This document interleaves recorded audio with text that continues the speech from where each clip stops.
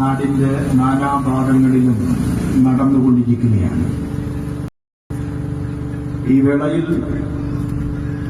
ഈ കല്യാൺ റോഡിൽ നമ്മുടെയൊക്കെ പ്രിയങ്കരനായ കമ്മാരേട്ടനെ അനുസ്മരിക്കുന്നു. ഞാനത് ശ്രദ്ധിക്കുകയായിരുന്നു ഈ സദസ്സിൽ, ഈ വേദിയിൽ ഇരുന്നു. പ്രിയങ്കരനായ സുകുമാരേട്ടൻ മടികൈ കമ്മാരേട്ടന്റെ ഓർമ്മകളെ നമ്മളോട് പറയുമ്പോൾ ഈ സദസ്സിലിരിക്കുന്ന പലരും കണ്ണ് തുടക്കുന്നത് ഞാൻ കണ്ടു. ഏതു പ്രതിസന്ധികളിലേക്കും സംഘർഷങ്ങളിലേക്കും കമ്മാരേട്ടൻ എന്ന അതികായൻ നമ്മുടെ കൂടെയുണ്ടായിരുന്ന സന്ദർഭത്തിൽ ആ പ്രതിസന്ധികളെയൊക്കെ വളരെ എളുപ്പത്തിൽ മറികടന്ന് പാർട്ടിയുടെ ശക്തമായ ജ്യോതിഷായി നിലനിന്നിരുന്ന അദ്ദേഹത്തിന്റെ ഈ ഓർമ്മകൾ നിലനിൽക്കുന്ന ഈ മണ്ണിൽ നമുക്ക് അദ്ദേഹത്തിന് നൽകുവാനുള്ള സമ്മാനം, ഉപഹാരം വിജയത്തിൽ, ശക്തമായ വിജയത്തിൽ കവിഞ്ഞതായി മറ്റൊന്നുമില്ല എന്ന് ആദ്യമായി ഞാൻ നിങ്ങളോട് ഓരോരുത്തരോടും ഓർമ്മപ്പെടുത്തുകയാണ്. നിങ്ങളുടെ ശ്രദ്ധയിൽ ഈ കാര്യങ്ങളുണ്ടാവണം. ഒരു വല്ലാത്ത സാഹചര്യത്തിലൂടെയാണ് നമ്മുടെ നാട് കടന്നു പോകുന്നത്. ഒരു വല്ലാത്ത അവസ്ഥാവിശേഷം ഈ കേരളത്തെ ഗ്രസിച്ചിരിക്കുകയാണ്. ഈ കഴിഞ്ഞ ദിവസം കേരളത്തിലെ ഒരു മുൻ മന്ത്രിയായിരുന്ന ഒരു പടുമരം കരീം, അല്ല എളമരം കരീം, അങ്ങനെയാണ് അയാളെ പേര്, പടുമരമല്ല എളമരം. അയാൾ പറയാണ്, കേരളത്തിലെ ഈ 10 വർഷം നീണ്ടുനിന്ന വികസന പ്രവർത്തനങ്ങളും ആനുകൂല്യങ്ങളും അതുപോലെയുള്ള കാര്യങ്ങളൊക്കെ നീണ്ടു നിൽക്കാൻ, അത് തുടർന്നേ പോകാൻ ഇടതുപക്ഷത്തിന്റെ വിജയം അനിവാര്യമാണ് എന്ന്. അയാൾ ഏത് നാട്ടിലാണ് ജീവിക്കുന്നത് എന്ന് എനിക്കറിയില്ല. ഈ 10 വർഷം കൊണ്ട് ഈ കേരള സംസ്ഥാനത്തിന് സംഭവിച്ചത്, ഇവിടെ നമ്മുടെ ഉദ്ഘാടകൻ സുകുമാരേട്ടൻ അനുസ്മരിച്ചു പറഞ്ഞു തന്നു നമ്മളോട്. EMSന്റെ കാലം മുതൽ ഉമ്മൻചാണ്ടിയുടെ കാലം വരെ ഈ കേരളത്തിൽ ഉണ്ടായ പൊതുകടത്തിനേക്കാൾ ആ പൊതുകടത്തിന്റെ ഇരട്ടി കോടികളാണ്, ലക്ഷക്കണക്കിന് കോടി രൂപകൾ ഇന്ന് ഈ കേരള സംസ്ഥാനത്തിന്റെ കടബാധ്യത 6 ലക്ഷം കോടിയിലേക്ക് അടുത്ത് നിൽക്കുമ്പോ ഈ 10 വർഷം കൊണ്ട് 6 ലക്ഷം കോടിയിലേക്ക് കേരളത്തിന്റെ പൊതുകടം മാറി നിൽക്കുമ്പോ ഇവിടെ എന്തു വികസനമാണ് നടക്കുന്നത്? ഇലക്ഷൻ വരുന്ന സന്ദർഭത്തിൽ ഏതെങ്കിലും ആളുകൾക്ക് എന്തെങ്കിലുമൊക്കെ കണ്ണിൽ പൊടിയിടുന്ന പ്രഖ്യാപനങ്ങൾ കൊണ്ടുവന്ന് ഈ സംസ്ഥാനത്തെ കടക്കണിയിൽ നിന്ന് കടക്കണിയിലേക്ക് തള്ളിയെറിയുന്ന ആളുകൾ. നമ്മുടെ ഈ സംസ്ഥാനം ഇന്ന് മുന്നോട്ട് പോകുന്ന സാഹചര്യങ്ങളെ കുറിച്ച് കൃത്യമായ ബോധ്യമുണ്ടാകണം നമുക്ക്. കഴിഞ്ഞ ദിവസങ്ങളിലാണ് കേരളം അതിദാരിദ്ര്യ വിമുക്തമായി ഗവൺമെന്റ് പ്രഖ്യാപിക്കുന്നത്. അതിദാരിദ്ര്യ വിമുക്തമാണ് കേരളം എന്ന് ഗവൺമെന്റ് അങ്ങ് പ്രഖ്യാപിക്കുകയാണ്. മുഖ്യമന്ത്രി പ്രഖ്യാപിക്കുന്നു. അതിന് സെക്രട്ടേറിയറ്റിലുള്ള മന്ത്രിമാർ, MLA-മാര് കൈയടിച്ചു പിന്തുണ പ്രഖ്യാപിക്കുകയാണ്. എന്നാൽ ഈ അതിദാരിദ്ര്യ വിമുക്ത കേരളത്തിലെ കർഷകന്റെ അവസ്ഥ എന്താണ്? ഈ അതിദാരിദ്ര്യ വിമുക്ത കേരളത്തിലെ കർഷകന്റെ അവസ്ഥാവിശേഷം ഓരോരോ മേഖലകളും നമ്മൾ പരിശോധിക്കുമ്പോ കേരളത്തിലെ കർഷകർ ആത്മഹത്യയുടെ മുനമ്പിലാണ്, ആത്മഹത്യയുടെ വക്കിലാണ്. കർഷകൻ മണ്ണിൽ പണിയെടുത്ത് വിയർപ്പൊഴുക്കി ഉണ്ടാക്കുന്ന അവന്റെ ഉൽപ്പന്നങ്ങൾക്ക് മതിയായ വില ലഭിക്കാത്ത സാഹചര്യം. എന്നാൽ കൃഷി ചെയ്യാൻ ആവശ്യമായ അവന്റെ കർഷക ആവശ്യങ്ങൾക്കുള്ള സാമഗ്രികൾക്ക് തീപിടിച്ച വിലയാണ്. എന്താണ് കേരളത്തിലെ നെൽകർഷകന്റെ അവസ്ഥ? എന്റെ പ്രിയപ്പെട്ട നാട്ടുകാരെ, ഈ കേരള സംസ്ഥാനം രൂപീകൃതമാകുന്ന സന്ദർഭത്തിൽ ഇവിടെയുള്ള ആളുകൾക്ക് കഴിക്കുവാൻ ആവശ്യമായ 89% നെല്ല് ഉൽപ്പാദിപ്പിച്ചിരുന്ന കേരളത്തിൽ ഇന്ന് 12% മാത്രം നെല്ലാണ് ഈ കേരളത്തിലെ കർഷകർക്ക് ഉൽപ്പാദിപ്പിക്കുവാൻ കഴിയുന്നത്. ആ 12% വരുന്ന നെല്ല് കർഷകൻ മണ്ണിൽ പണിയെടുത്തു കഷ്ടപ്പെട്ട് ബാങ്കിൽ നിന്ന് ലക്ഷോപലക്ഷം ലോണെടുത്ത് കടക്കാരനായി അവൻ ആ നെല്ലുൽപാദിപ്പിച്ച് മല പോലെ ഉയർത്തി ധാന്യ കൂമ്പാരമുണ്ടാക്കി വെക്കുമ്പോ ഈ കേരളത്തിന്റെ ഗവൺമെന്റിന് അത് സംഭരിക്കുവാനോ ആ കർഷകന് ആവശ്യമായ വില നൽകുവാനോ കഴിയുന്നില്ല. ഇത് ഞാൻ കേവലം രാഷ്ട്രീയപരമായ ആരോപണം ഉന്നയിക്കുന്നതാണോ? അല്ല, നമ്മൾ കേട്ടതാണ്. സോഷ്യൽ മീഡിയകളിലൂടെ, ടെലിവിഷൻ ചാനലുകളിലൂടെ നമ്മൾ കണ്ടതാണ്.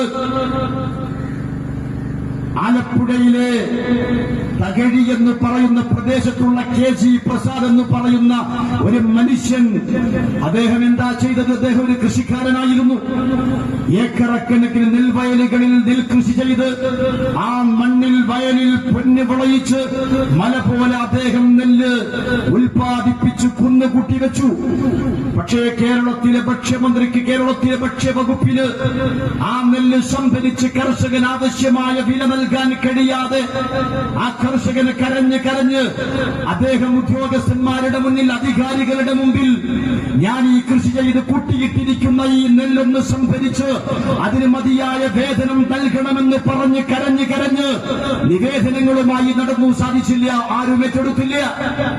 അദ്ദേഹത്തിന്റെ കടമെടുത്ത ബാങ്കുകാർ വീട്ടിലേക്ക് വരുന്നു, പ്രയാസപ്പെടുത്തുന്നു. അവസാനം നമ്മൾ കണ്ടതാണ് KG പ്രസാദ് എന്ന് പറയുന്ന മനുഷ്യൻ തന്റെ സുഹൃത്തിനെ ഫോൺ വിളിച്ചുകൊണ്ട് പൊട്ടിക്കരയുന്ന വീഡിയോ കോളിന്റെ ദൃശ്യങ്ങൾ നമ്മളുടെ കണ്ണിലും മനസ്സിലും ഉണ്ടാക്കിയ ആ വേദന നമ്മൾ മറന്നുപോയിട്ടില്ല. അദ്ദേഹം തന്റെ സുഹൃത്തിനോട് പറഞ്ഞു, ഞാൻ തോറ്റുപോയിരിക്കുന്നു സുനിലെ, ഞാൻ പരാജയപ്പെട്ടു പോയിരിക്കുന്നു, എന്റെ മുമ്പിൽ ഇനി മാർഗമില്ല, വഴിയില്ല, എനിക്കിനി മുന്നോട്ട് പോകാൻ കഴിയില്ല, ഞാൻ ആത്മഹത്യ ചെയ്യുകയാണെന്ന് പറഞ്ഞ് വിഷം കഴിക്കാൻ വേണ്ടി വിഷക്കുപ്പി കയ്യിലെടുക്കുമ്പോ ആ കൂട്ടുകാരൻ പറയുന്നുണ്ട്, ആത്മഹത്യ ചെയ്യല്ലേ, നമുക്ക് വഴിയുണ്ടാക്കാം, മാർഗമുണ്ടാക്കാം. പക്ഷേ ദിവസങ്ങളോളം, ആഴ്ചകളോളം അധികാരി പുങ്കവന്മാരുടെ, അധികാരി പ്രവൃത്തികളുടെ മുമ്പിൽ മുട്ടിലടഞ്ഞുകൊണ്ട് കരഞ്ഞ് നിലവിളിച്ചിട്ട് യാതൊരു തരത്തിലുമുള്ള പ്രതികരണവുമില്ലാതെ ജീവിതത്തിന്റെ മുമ്പിൽ പരാജയപ്പെട്ട KG പ്രസാദ് എന്ന് പറയുന്ന മനുഷ്യൻ വിഷം കഴിച്ച് ആത്മഹത്യ ചെയ്തത് ഈ കേരളക്കരയിലാണ്. പ്രിയപ്പെട്ടവരെ, എന്താണ് ഈ മനുഷ്യൻ ചെയ്ത തെറ്റ്? ഈ KG പ്രസാദ് ചെയ്ത തെറ്റെന്താണ്? അദ്ദേഹം ചെയ്ത തെറ്റ് ഈ അതിദാരിദ്ര്യ വിമുക്ത കേരളത്തിൽ പിറവിയെടുത്തു എന്നതാണ്. KG പ്രസാദ് ചെയ്ത തെറ്റ് ഈ അതിദാരിദ്ര്യ വിമുക്ത കേരളത്തിലെ മലയാളികൾക്ക് കറിയൊഴിച്ച് മൃഷ്ടാന്നം കഴിക്കുവാൻ വേണ്ടി വയലിൽ പണിയെടുത്ത് ഏക്കറക്കണക്കിന് വയലുകളിൽ നെല്ലുൽപാദിപ്പിച്ചു എന്നതാണ് ഈ മനുഷ്യൻ ചെയ്ത തെറ്റ്. ഇതാണ് കേരളത്തിലെ കൃഷിക്കാരന്റെ അവസ്ഥ. കർഷകരൊക്കെ പ്രശ്നമുണ്ടാക്കി, കർഷകരൊക്കെ പ്രക്ഷോഭമുണ്ടാക്കി, കർഷകരൊക്കെ അതിനെതിരിൽ സമരവുമായി മുന്നോട്ട് പോയപ്പോ അന്നത്തെ കേരളത്തിന്റെ ഭക്ഷ്യമന്ത്രി എന്ന വൃത്തികെട്ടവൻ, നരാധമൻ, അവൻ പത്രക്കാരെ മുമ്പിൽ പറഞ്ഞെന്താണെന്നറിയോ? ഈ കേരളത്തിലെ കർഷകരെ നോക്കിക്കൊണ്ട്, നിങ്ങൾ സമരവുമായി മുന്നോട്ട് പോകുന്നാണെങ്കിൽ, നിങ്ങൾ കൃഷിക്ക് വേണ്ടി ഇറങ്ങുന്നില്ലെങ്കിൽ ഞങ്ങൾക്കൊരു ചുക്കുമില്ല, ഞങ്ങൾ ആന്ധ്രയിൽ നിന്ന് അരി കൊണ്ടുവരുമെന്ന് പറഞ്ഞ നരാധമനെയൊക്കെ പേറുന്ന, എന്റെയും നിങ്ങളുടെയും നികുതി പണം കൊണ്ട് അവനെയൊക്കെ പേറുന്ന ഗതികേടിലാണ് എന്റെ പ്രിയപ്പെട്ടവരെ ഈ അതിദാരിദ്ര്യ വിമുക്ത കേരളത്തിൽ ജീവിക്കുന്ന എന്റെയും നിങ്ങളുടെയും സാഹചര്യം.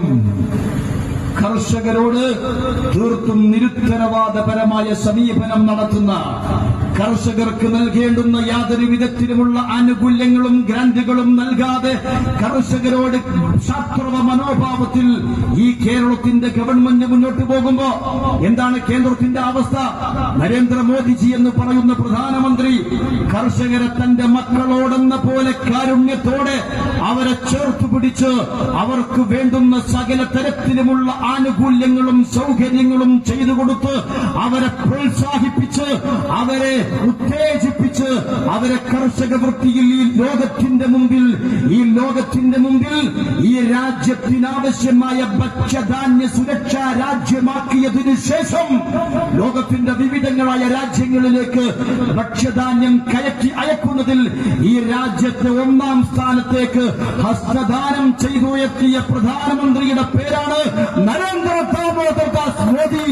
ആ പ്രധാനമന്ത്രി കൈയടച്ച് കർഷകരെ സഹായിക്കുമ്പോഴാണ് ഈ അതിദാരിദ്ര്യ വിമുക്ത കേരളം എന്ന് പറയുന്ന ഈ പട്ടിണിയുടെ വറുതിയുടെ പരിവട്ടത്തിന്റെ പായാരത്തിന്റെ ഭീകരമായ അവസ്ഥയിൽ ഇവിടുത്തെ കർഷകർ മുന്നോട്ട് പോകുന്നത്. എന്തേ സംഭവിക്കുന്നത്? പ്രധാനമന്ത്രി അനുവദിക്കുന്ന ഗ്രാന്റുകൾ, ആ ഫണ്ടുകളൊക്കെ കർഷകർക്ക് നൽകാതെ വകമാറ്റി ചെലവഴിച്ച് ആ ഫണ്ടുകൾ ദുരുപയോഗം ചെയ്യുന്നതിന്റെ മാത്സര്യത്തിലാണ് കേരളത്തിലെ ഗവൺമെന്റ് ഉള്ളത്. ഒരുപാട് വിശദീകരിക്കുന്നില്ല. എന്താണ് ഈ കേരളത്തിലെ ആരോഗ്യരംഗം? കേരളത്തിലെ ആരോഗ്യരംഗത്തെക്കുറിച്ച് മുഖ്യമന്ത്രി പറഞ്ഞത് അമേരിക്കയെ അതിജയിച്ച, അമേരിക്കയെ മറികടന്ന ആരോഗ്യരംഗത്തെ വിപ്ലവത്തിന്റെ മുന്നിലാണ് നമ്മളുള്ളത് എന്ന് പറയുമ്പോ തന്നെ മുഖ്യമന്ത്രിക്ക് നന്നായിട്ടൊന്ന് വയറ്റുന്നു പോകണമെങ്കിൽ 6 മാസം കൂടുമ്പോ അമേരിക്കയിലെ മയോ ക്ലിനിക്കിൽ പോകും കാണും. നിങ്ങൾ കൈയടിക്കാൻ വേണ്ടി പറഞ്ഞല്ല, ഇതാണ് അവസ്ഥ.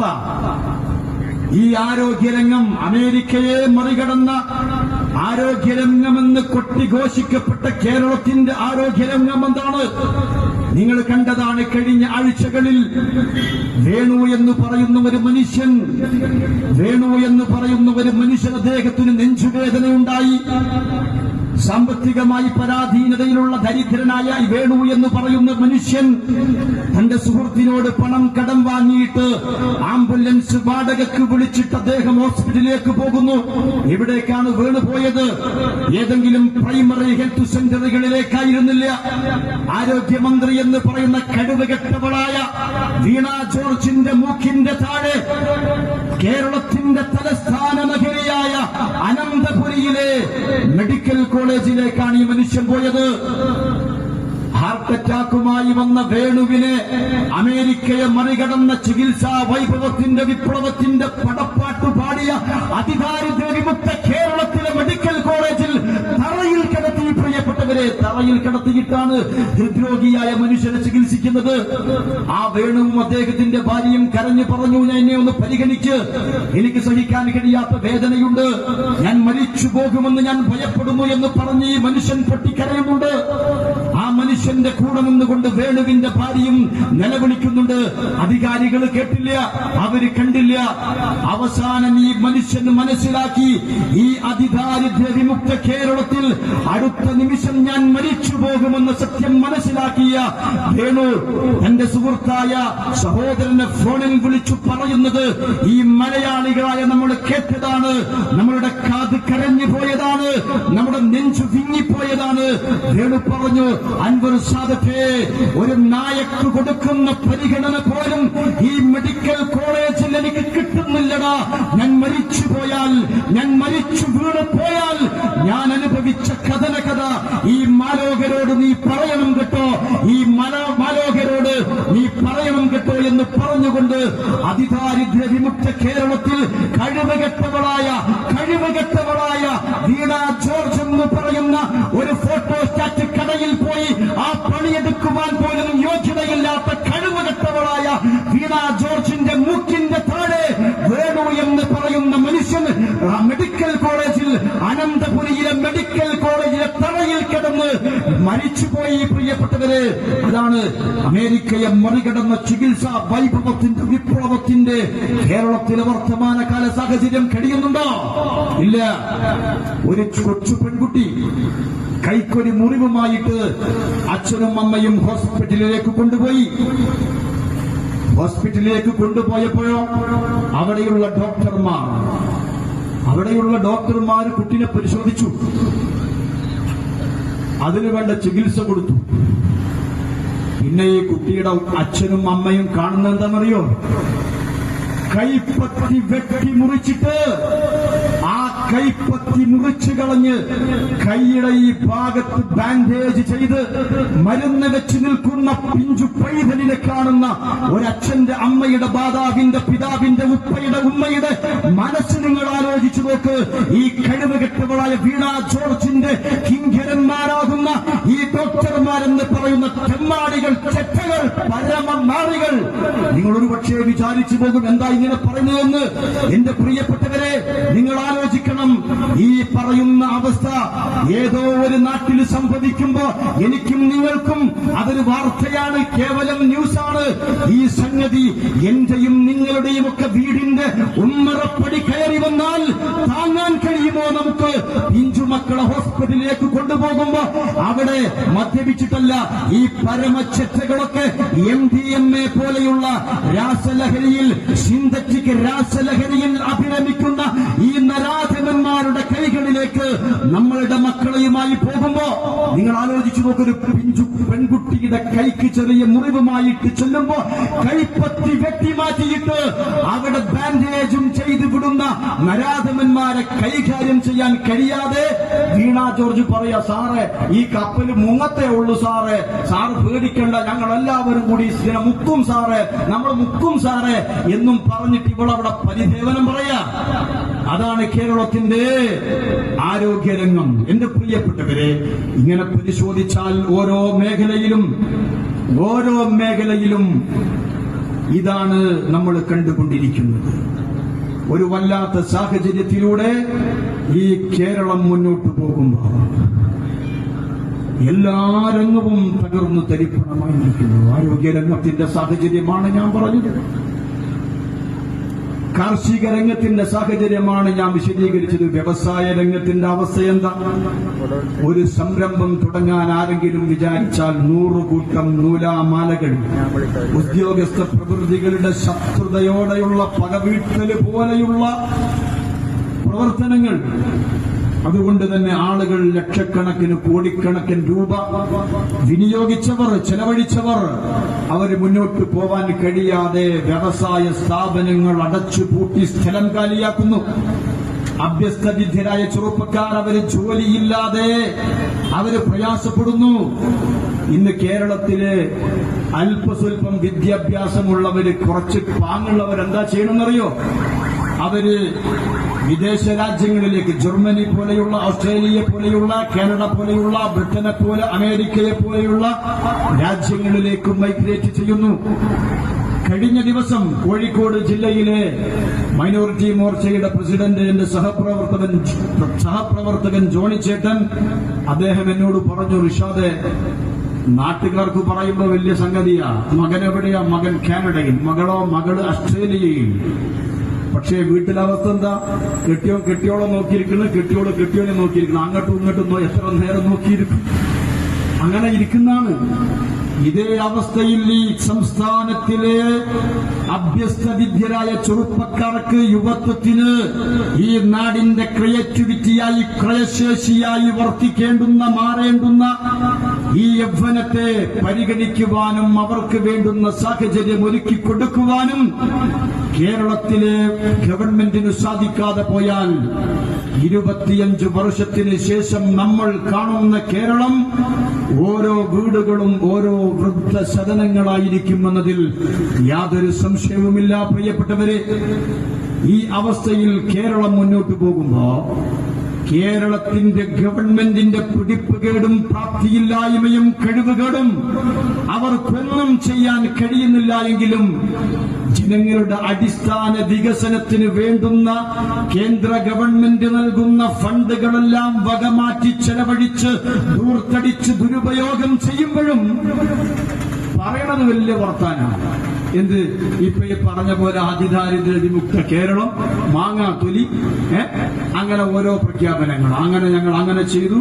ഇപ്പൊ MP ഗോവിന്ദൻ പറഞ്ഞത്, ഇപ്പം ഞങ്ങൾ അതിദാരിദ്ര്യ വിമുക്ത കേരളമാക്കി, 5 കൊല്ലം കൂടെ കഴിഞ്ഞ് ഞങ്ങൾ 5 കൊല്ലം കൂടെ കഴിയേണ്ട ചങ്ങായി. ഈ അവസ്ഥയിൽ ഗവൺമെന്റിന് ഒന്നും ചെയ്യാൻ കഴിയുന്നില്ല. കേന്ദ്ര ഗവൺമെന്റ് പാസാക്കിയ പദ്ധതികൾ എല്ലാം കേരളത്തിലെ അവതാളത്തിലാണ്. ജൽജീവൻ മിഷൻ അറിയില്ലേ? ജൽജീവൻ മിഷൻ മോദിജിയുടെ സുന്ദരമായ മനോഹരമായ പ്രഖ്യാപനമാണ്, പദ്ധതിയാണ്.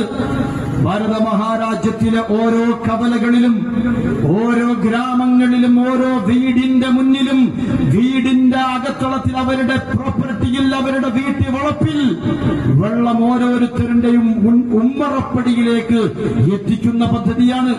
എന്താ കേരളത്തിൽ അതിന്റെ സാഹചര്യം? ആ കേരളത്തിൽ എന്താ? ജൽജീവൻ മിഷന് വേണ്ടിയിട്ട് കേന്ദ്രം നൽകിയ കോടിക്കണക്കിന് രൂപ, 7156 രൂപ കേന്ദ്രം നൽകിയപ്പോ 50-50 പ്രൊജക്റ്റിൽ കേന്ദ്രം പൈസ ബാക്കിയില്ലാതെ മുഴുവനും കൊടുത്തു തീർത്തു. ആ പദ്ധതിയിലേക്ക് 5 പൈസ വെക്കാൻ കേരള ഗവൺമെന്റിന്റെ കയ്യിൽ പൈസയില്ല. ജൽജീവൻ മിഷന്റെ കരാറെടുത്ത കമ്പനിക്കാർക്ക് കോടിക്കണക്കിന് രൂപ ബാലൻസ് വന്നപ്പോ അവര് പണി അവസാനിപ്പിച്ചു. അവര് മുന്നോട്ട് പോകാൻ കഴിയില്ല എന്ന് പറഞ്ഞു. ഇവരുടെ ഒന്നിനും ഇവരുടെ കയ്യിൽ പണമില്ല.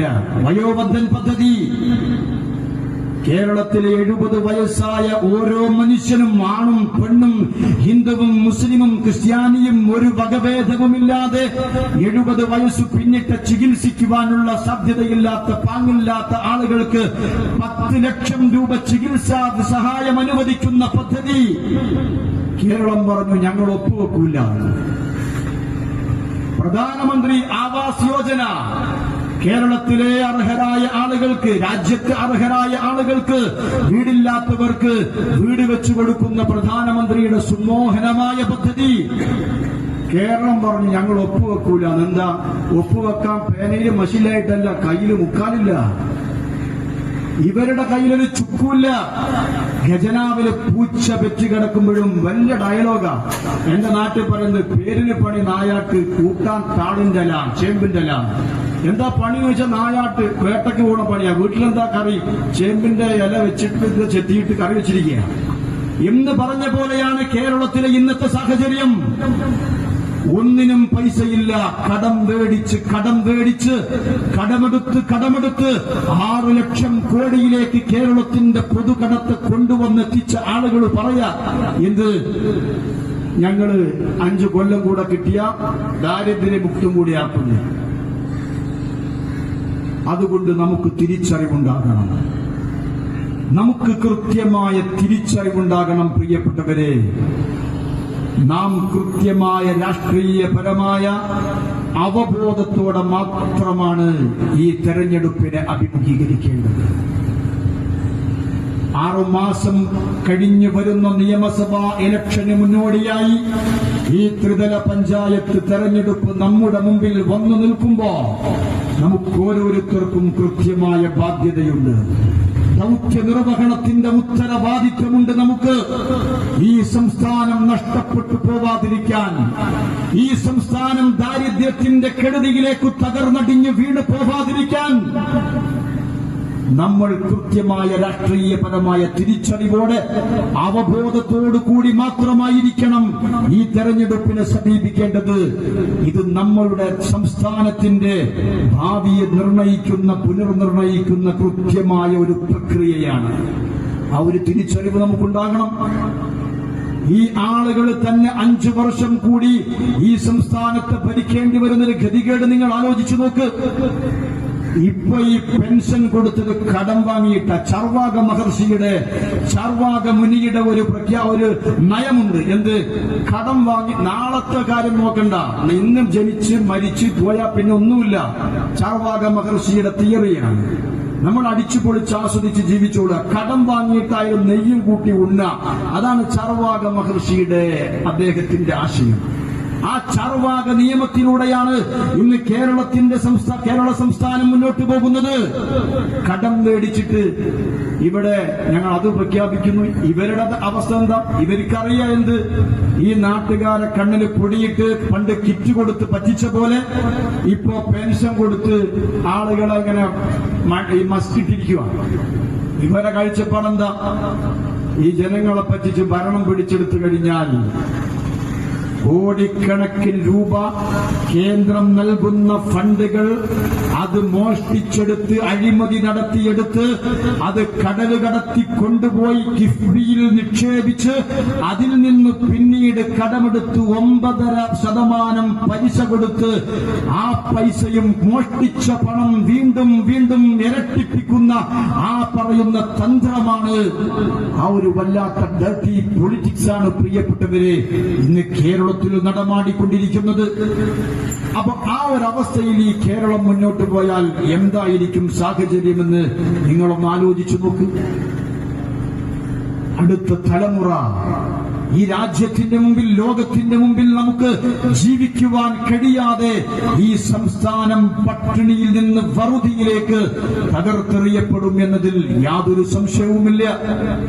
ഇവിടെ വ്യവസായങ്ങൾ ഉണ്ടാവണം, ഇവിടുത്തെ കാർഷിക രംഗം പുരോഗതിയിലേക്ക് വരണം, ഇവിടുത്തെ ആരോഗ്യരംഗം മികവുറ്റതാവണം. എല്ലാറ്റിനും നമുക്കുള്ള മാർഗം ലോകത്തിന്റെ മുമ്പിൽ ഈ രാജ്യം അടയാളപ്പെടുത്തിയ, ലോകത്തിന്റെ മുമ്പിൽ ഈ രാജ്യം വികസന വിപ്ലവം കൊണ്ട് ലോകത്തിന്റെ മുമ്പിൽ അടയാളപ്പെടുത്തിയ ഒരു പ്രധാനമന്ത്രി ഡൽഹിയിലിരുന്ന് ഭരണം നടത്തുമ്പോ അതിന്റെ അനുരണനങ്ങൾ ഭാരതത്തിലെ എല്ലാ സംസ്ഥാനങ്ങളിലേക്കും വ്യാപിക്കുമ്പോ അതിന്റെ ഉന്നതമായ അവസ്ഥയിലൂടെ രാജ്യം മുന്നോട്ട് പോകുമ്പോ കേരളത്തിന് എന്തുകൊണ്ട് അത് ലഭിക്കുന്നില്ല എന്ന് നമ്മൾ കൃത്യമായി ആലോചിക്കണം. കാരണം എന്താ? ഇവരുടെ താല്പര്യം എന്ന് പറയുന്നത് ഈ പറയുന്ന നാടിന്റെ വികസനമല്ല എന്ന് നമ്മൾ കൃത്യമായി മനസ്സിലാക്കിയിട്ടുള്ളതാണ്. ഞാൻ ചില കണക്കുകൾ നിങ്ങളുടെ ശ്രദ്ധയിലേക്ക് കൊണ്ടുവരികയാണ്. 2014 ശ്രീ നരേന്ദ്രമോദിജി രാജ്യത്തിന്റെ ഭരണാധികാരിയായി, പ്രധാനമന്ത്രിയായി ഡൽഹിയിൽ അധികാരമേറ്റെടുത്ത സന്ദർഭത്തിൽ അദ്ദേഹം നടത്തിയ ഒരു പദ്ധതി, അദ്ദേഹം പ്രഖ്യാപിച്ച ഒരു പദ്ധതിയുണ്ട്. ഏതാണ്? ജൻധൻ യോജന പദ്ധതി. ജൻധൻ യോജന അതെന്താ? അദ്ദേഹം പറഞ്ഞു, കൃത്യമായ പഠനത്തിനൊടുവിൽ നരേന്ദ്രമോദിജി പഠനം നടത്തി അദ്ദേഹത്തിന്റെ ബ്യൂറോക്രാറ്റുമായൊക്കെ ആലോചിച്ചു അത് ചർച്ച നടത്തി എടുത്ത ഒരു പദ്ധതിയാണ് ജൻധൻ യോജന അക്കൗണ്ട്. അന്ന് ഇവിടുത്തെ UDF-കാരനും CPM-കാരനും അതുപോലെയുള്ളവരെല്ലാവരും പരിഹസിച്ചു. പട്ടിണി മാറ്റാൻ പോവുകയാണത്രേ, അതിനുണ്ടാക്കിയിരിക്കുന്നത് അക്കൗണ്ടാണ്, അക്കൗണ്ട് ഉണ്ടാക്കിയ പട്ടിണി മാറുമോ എന്ന് പറഞ്ഞു പരിഹസിച്ചവർ. പക്ഷെ എന്താണ് നമ്മൾ കണ്ടത്? ജൻധൻ യോജന അക്കൗണ്ട് കൊണ്ട് 50 കോടിയിലധികം അക്കൗണ്ടുകൾ 8 മാസത്തിനകം രാജ്യത്തെ പൗരന്മാരെടുത്തു. നരേന്ദ്രമോദിജി അധികാരത്തിൽ വരുന്ന കാലഘട്ടത്തിൽ ബാങ്ക് അക്കൗണ്ട് എന്നൊക്കെ പറഞ്ഞാൽ ഒരു ലക്ഷറിയായിരുന്നു. സമൂഹത്തിലെ ഉന്നതമായ സാമ്പത്തിക ഭദ്രതയുള്ള ആളുകൾ മാത്രം ഉപയോഗിച്ചിരുന്നതാണ് ബാങ്ക്. പക്ഷേ മോദിജി പറഞ്ഞു, എല്ലാ പൗരന്മാരും, എല്ലാ വീട്ടുകാരും ബാങ്ക് അക്കൗണ്ട് തുടങ്ങണം. അതുകൊണ്ടുണ്ടായ പ്രയോജനം എന്താണെന്നറിയോ? കൊറോണയുടെ സമയത്ത് ഈ ജൻധൻ യോജന അക്കൗണ്ടുകളുള്ള ഓരോ വ്യക്തിയുടെയും കുടുംബങ്ങളിലേക്ക് 1500 രൂപ നരേന്ദ്രമോദി ഡൽഹിയിൽ നിന്ന് കേന്ദ്ര ഗവൺമെന്റ് അയച്ചു കൊടുത്തു. തന്റെ രാജ്യത്തെ പൗരന്മാർ പട്ടിണിയില്ലാതെ വറുതിക്കാലത്ത് ദുരിതപർവം പേറി ജീവിക്കുമ്പോ അവർ കരിമേടിച്ചു ഭക്ഷണം കഴിച്ചു ജീവൻ നിലനിർത്താനുള്ള സാഹചര്യം ഉണ്ടാക്കി കൊടുത്തു. അത് ചെറിയ കാര്യമല്ല. ഡൽഹിയിൽ നിന്ന് മുമ്പ് രാജീവ് ഗാന്ധി പരിഭവമായി, സങ്കടമായി, പരിദേവനമായി പറഞ്ഞ ഒരു കാര്യമുണ്ട്. രാജീവ് ഗാന്ധി പറഞ്ഞു, പഠനത്തിനൊടുവിൽ രാജീവ് ഗാന്ധി പറഞ്ഞു, ഡൽഹിയിൽ നിന്ന് ഓരോ രാജ്യത്തെ സംസ്ഥാനങ്ങളിലെ, ജില്ലകളിലെ, പഞ്ചായത്തുകളിലെ രാജ്യത്ത് ജീവിക്കുന്ന നിവാസികൾക്ക് എന്തെങ്കിലും സംഭാവനയായിട്ട്, എന്തെങ്കിലും ആനുകൂല്യമായി, പദ്ധതികളായി അയച്ചു കൊടുത്താൽ, ഡൽഹിയിൽ നിന്ന് 1 രൂപ അയച്ചാൽ അർഹരായ പൗരന്റെ കൈകളിൽ എത്തുമ്പോ അത് 13 പൈസയായി മാറിപ്പോകുന്നു എന്ന് രാജീവ് ഗാന്ധി പരിഭവമായി പറഞ്ഞതാ. എങ്ങനെയായി 1 രൂപ 13 പൈസയായത്? ഡൽഹിയിൽ നിന്ന് ഇങ്ങോട്ട് വന്നപ്പോ, നടന്ന് വന്നപ്പോ ക്ഷീണിച്ചു കുഴങ്ങി തേഞ്ഞു പോയതല്ല. രാഷ്ട്രീയത്തിലെ രാഷ്ട്രീയ ഇടനാഴികകളിലെ ഭിക്ഷാന്തഹികൾ, കാട്ടുകള്ളന്മാർ, അവർ അഴിമതി നടത്തി മോഷ്ടിച്ചെടുത്തിട്ടാണ് ഈ ₹1 മാറിയത്. രാജീവ് ഗാന്ധി പരിഭവം പറഞ്ഞു, പയക്കം പറഞ്ഞു, കുത്തിയിരിക്കാനേ ഒത്തുള്ളൂ. പക്ഷേ നരേന്ദ്രമോദിജി എന്താ ചെയ്തത്? അതിന് പ്രതിവിധിയായി, പരിഹാരമായിട്ട് അദ്ദേഹം രാജ്യത്തെ പൗരന്മാരോട് പറഞ്ഞതാണ്, നിങ്ങൾ ബാങ്ക് അക്കൗണ്ട് എടുക്ക്. ബാങ്ക് അക്കൗണ്ട് എടുത്ത ജനങ്ങൾക്ക്, ആ പൗരന്മാർക്ക് നേർക്ക് നേരെ അവരുടെ ഒരു നയാ പൈസ, അണാ പൈസ പോലും നഷ്ടപ്പെടാതെ ഓരോ പൗരന്റെയും കൈകളിലേക്ക് നേരിട്ട് അവനർഹമായ ആ സമ്പാദ്യം, അവനർഹമായ